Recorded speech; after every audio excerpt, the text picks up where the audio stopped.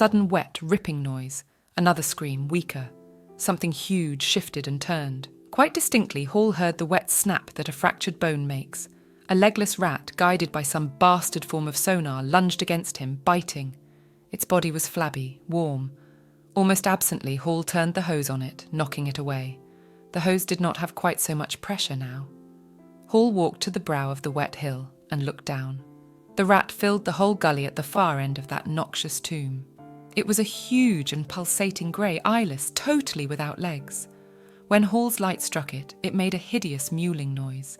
Their queen, then, the Magna Mater. A huge and nameless thing whose progeny might someday develop wings. It seemed to dwarf what remained of Warwick, but that was probably just illusion. It was the shock of seeing a rat as big as a Holstein calf. "Goodbye, Warwick," Hall said. The rat crouched over Mr. Foreman jealously, ripping at one limp arm.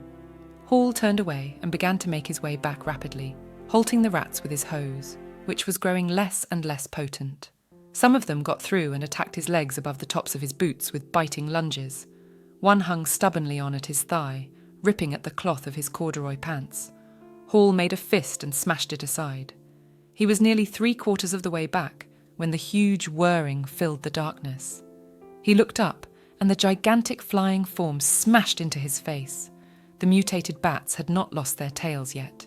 It whipped around Hall's neck in a loathsome coil and squeezed as the teeth sought the soft spot under his neck. It wriggled and flapped with its membranous wings, clutching the tatters of his shirt for purchase. Hall brought the nozzle of the hose up blindly and struck at its yielding body again and again. It fell away, and he trampled it beneath his feet, dimly aware that he was screaming. The rats ran in a flood over his feet, up his legs. He broke into a staggering run, shaking some off. The others bit at his belly, his chest. One ran up his shoulder and pressed its questing muzzle into the cup of his ear. He ran into the second bat.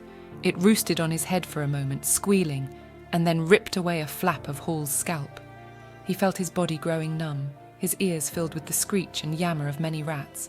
He gave one last heave, stumbled over furry bodies, fell to his knees.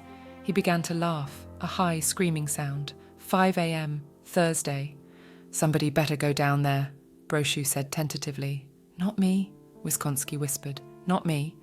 "No, not you, Jellybelly," Ippiston said with contempt.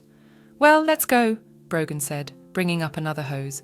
"Me, Ippiston, Dangerfield, Nadeau. Stevenson, go up to the office and get a few more lights."